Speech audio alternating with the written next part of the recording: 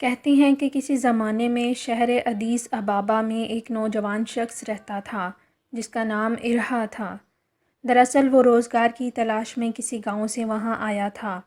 کچھ دن اس نے بیکار رہ کر گزارے اور پھر ایک امیر سوداگر سے 10 سال کا اقرار نامہ کر کے نوکری کر لی۔ اس سوداگر کا نام ہاپ ٹوم تھا۔ وہ اتنا مالدار تھا کہ اس نے خرید کر دنیا بھر کی نعمتیں اپنے گھر میں جمع کر لی تھیں اور نہایت عیش کی زندگی بسر کر رہا تھا۔ وہ نت نئی باتیں معلوم کرنے کے لیے بھی خوب روپے خرچ کرتا تھا۔ جب اس کی طبیعت اکتانے لگتی تو وہ یہی سوچتا کہ اب کون سی نئی بات معلوم کی جائے۔ سخت سردی کے موسم میں ایک رات جب کہ بہت ٹھنڈی ہوا بھی خوب زور سے چل رہی تھی، ہاپ ٹوم نے انگیٹھی میں جلانے کے لیے ارحا سے خشک لکڑیاں منگائیں اور جب آگ روشن ہو کر گرمی پہنچانے لگی تو سوداگر نے اپنا دل بہلانے کے لیے ملازم سے باتیں شروع کر دیں۔ اس نے ارحا سے پوچھا، بتاؤ ایک شخص زیادہ سے زیادہ کتنی سردی برداشت کر سکتا ہے؟ کیا یہ ممکن ہے کہ اس سرد ترین موسم میں کوئی شخص سامنے پہاڑ کی چوٹی پر کھڑا ہو جائے اور رات بھر اسی طرح کھڑا رہے؟ اس کے جسم پر نہ تو کوئی لباس ہو اور نہ کمبل کی طرح کوئی چیز جو اسے ہوا کے تیز جھونکوں اور سردی سے بچا سکے، اور پھر صبح تک وہ زندہ بھی رہے۔ اس معاملے میں تمہاری کیا رائے ہے؟ ارحا نے جواب دیا، میں ٹھیک طور پر کچھ نہیں کہہ سکتا سوائے اس کے کہ وہ شخص بہت ہی بیوقوف ہوگا جو اس آزمائش میں پڑے۔ آخر اس سے کیا فائدہ حاصل ہوگا؟ ہاں، اگر فائدہ نہ ہو تو آزمائش بیکار ہے، ہاپ ٹوم نے گرم کمبل اپنے سینے پر سے ہٹاتے ہوئے کہا۔ لیکن اگر کوئی شخص تیار ہو تو میں اس سے شرط لگا سکتا ہوں۔ میرا خیال ہے کہ کوئی بھی انسان وہاں کی سردی کو شاید ہی برداشت کر سکے۔ ارحا نے اپنی رائے پیش کی، میرا خیال ہے اگر کوئی شخص ہمت والا ہو اور شرط جیتنے پر اچھا معاوضہ ملنے کی امید ہو تو آزمائش بری نہیں۔ لیکن مجھے ان باتوں سے کیا غرض؟ میرے پاس شرط لگانے کے لیے ایک پھوٹی کوڑی بھی نہیں ہے۔ سنو، میری ایک تجویز ہے، ہاپ ٹوم نے کمبل کا سرا پھر اپنے جسم پر ڈالتے ہوئے کہا، کیونکہ اتنی دیر میں اسے پھر سردی لگنے لگی تھی۔ اگر تم کو اچھی طرح یقین ہے کہ اس چوٹی پر کوئی شخص اس طرح ننگا کھڑا ہو کر بھی زندہ رہ سکتا ہے کہ اس کے جسم پر نہ تو کوئی کپڑا ہو اور نہ اس کے قریب آگ کی ایک چنگاری موجود ہو جس سے وہ اپنے جسم کو گرم کر سکے، تو مجھ سے ایک آسان شرط لگاؤ۔ یعنی اگر تم ہار گئے تو مجھے کچھ نہ دینا اور اگر جیت گئے تو میں تم کو کاشتکاری کے لیے 10 ایکڑ زمین، رہنے کے لیے ایک مکان، ایک اونٹ، 2 گائیں اور ہمیشہ کے لیے آزادی دے دوں گا۔ ارحا کو ان باتوں پر ذرا یقین نہ آیا۔ وہ ہاپ ٹوم کا منہ دیکھتا رہ گیا۔ اس نے دل میں سوچا کہ یہ سب کس طرح ممکن ہے؟ صرف ایک رات کی آزمائش کے عوض اتنے بڑے انعامات؟ اس نے بہت ہی تعجب کے ساتھ اپنے مالک سے پوچھا، کیا واقعی آپ سچ کہہ رہے ہیں؟ شرط جیتنے والے کو یہ سب نعمتیں دے دیں گے اور ہارنے والے سے کچھ نہیں لیں گے؟ ہاں ہاں، بالکل سچ کہہ رہا ہوں۔ ہاپ ٹوم نے کمبل کا پلہ اپنے اوپر سے الگ پھینک دیا اور اٹھ کر بیٹھ گیا۔ اگر تم شرط کے لیے تیار ہو تو کل ہی آزمائش ہو جائے۔ آج تو ممکن نہیں ہے کیونکہ اب تک کافی وقت گزر چکا ہے۔ کل سورج ڈوبتے ہی تم کپڑے اتار کر سامنے والی چوٹی کے اوپر چلے جانا اور وہاں رہتے ہوئے نہ تو کوئی چیز اوڑھنا اور نہ آگ سلگانا۔ اگر تم ان باتوں پر عمل کرتے ہوئے صبح کو زندہ سلامت آ گئے تو میں وہ تمام چیزیں دوں گا جو بیان کی ہیں۔ بولو، یہ شرط تمہیں منظور ہے؟ جی ہاں، ارحا نے فوراً جواب دیا اور دونوں نے ہاتھ ملا کر گویا شرط طے کر لی۔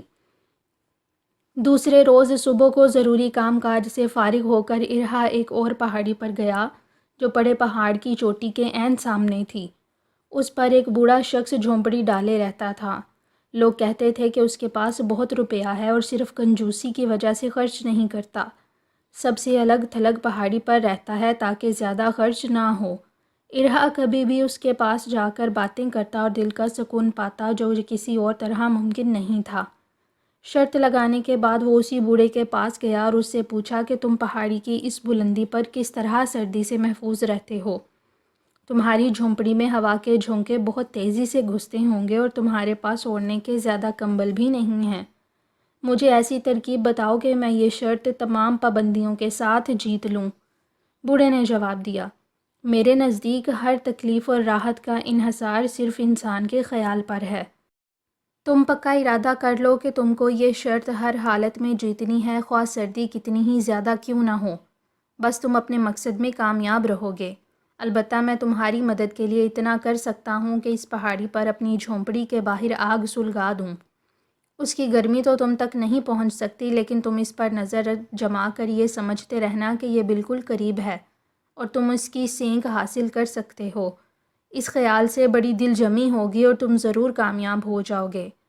شام کو سورج چھپتے ہی ارہا اپنے کپڑے اتار کر پہاڑ کی چوٹی پر چلا گیا اور ہاپ ٹوم کمرے میں انگیٹھی روشن کر کے کمبل اوڑھ کر کھڑکی کے سامنے لیٹ گیا۔ چاندنی رات تھی، اس لیے سونے سے پہلے تک اسے ارہا کی ایک جھلک چوٹی پر نظر آتی رہی۔ پھر وہ خود کمبل میں لپٹ کر سو گیا اور صبح تک سوتا رہا۔ صبح جب اس کی آنکھ کھلی تو اسے ارہا کا خیال آ گیا اور اس نے سمجھا کہ وہ ضرور سردی سے اکڑ کر مر گیا ہوگا اور اس کی لاش وہیں چوٹی پر پڑی ہوگی۔ لیکن عین اس وقت ارہا کمرے میں داخل ہوا۔ وہ اس وقت بھی ننگا تھا اور سردی سے کپ کپا رہا تھا۔ اس کا سارا جسم سوجا ہوا تھا اور کہیں کہیں سردی سے ٹھٹھرنے کے نیلے نشان نظر آ رہے تھے۔ اس کے ہونٹ پھٹ گئے تھے اور ان میں سے خون بہہ رہا تھا۔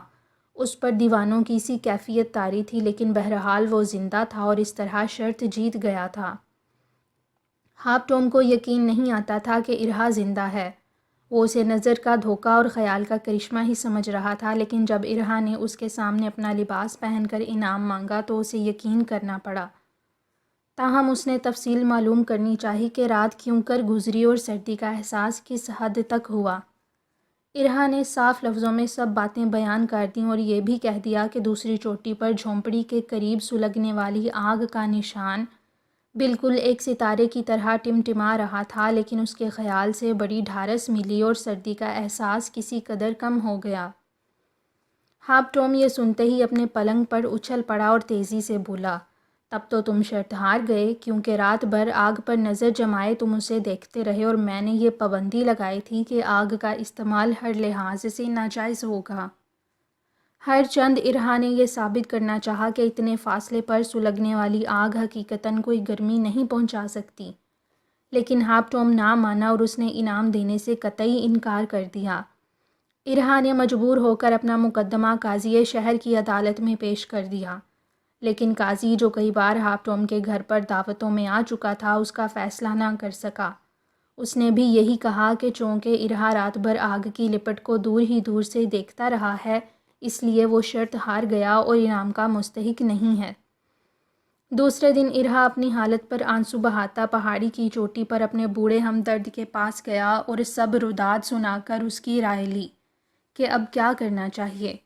بوڑھے ہمدرد نے کہا، تم فکر نہ کرو، ان دنیا دار لوگوں سے مجھے اچھی طرح بدلہ لینا آتا ہے، میں انہیں ایسا سمجھاؤں گا کہ عمر بھر یاد رکھیں گے۔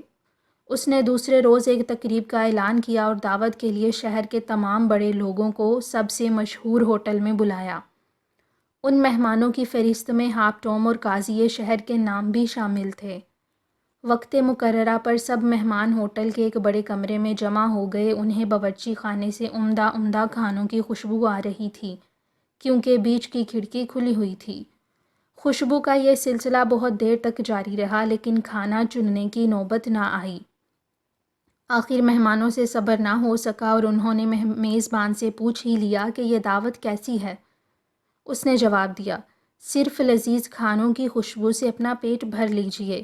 مہمان بہت بگڑے۔ انہوں نے کہا کہ یہ ہرگز ممکن نہیں ہے کہ کھانا کھائے بغیر پیٹ بھر جائے۔ اعتراض کرنے والوں میں ہاپ ٹوم اور قاضی شہر بھی تھے۔ تب بوڑھے میزبان نے کہا، یہ فیصلہ تو آپ ہی نے کیا ہے۔ اگر چند میل کے فاصلے پر سلگتی ہوئی آگ کو صرف دیکھتے رہنے سے گرمی حاصل ہو سکتی ہے، تو کھانے کی خوشبو سے پیٹ بھی بھر سکتا ہے۔ باقی مہمانوں نے اس کی تفصیل پوچھی تو میزبان نے بیان کر دی۔ سب نے یک زبان ہو کر کہا کہ قاضی کا فیصلہ غلط ہے اور ہاپ ٹوم بھی ہٹ درمی سے کام لے رہا ہے۔ ارہا کو ضرور انعام ملنا چاہیے۔ لوگوں کے اس طرح قائل کرنے سے آخر وہ دونوں بھی مان گئے اور ہاپ ٹوم نے وعدہ کیا کہ میں کل ہی انعام کی سب چیزیں ارہا کے حوالے کر دوں گا۔ یہ سننے کے بعد بوڑھے ہمدرد انسان نے ہوٹل کے منتظمین کو حکم دیا کہ اب کھانا چن دیا جائے۔ دعوت میں ارہا بھی شریک ہوا اور اسے کھانے کی دگنی لذت نصیب ہوئی، کیونکہ اسے یقین تھا کہ کل مجھے کاشتکاری کے لیے 10 ایکڑ زمین، رہنے کے لیے ایک مکان، ایک اونٹ، 2 گائیں اور ہمیشہ کے لیے آزادی مل جائے گی۔ وہ ہاری ہوئی شرط جیت چکا تھا۔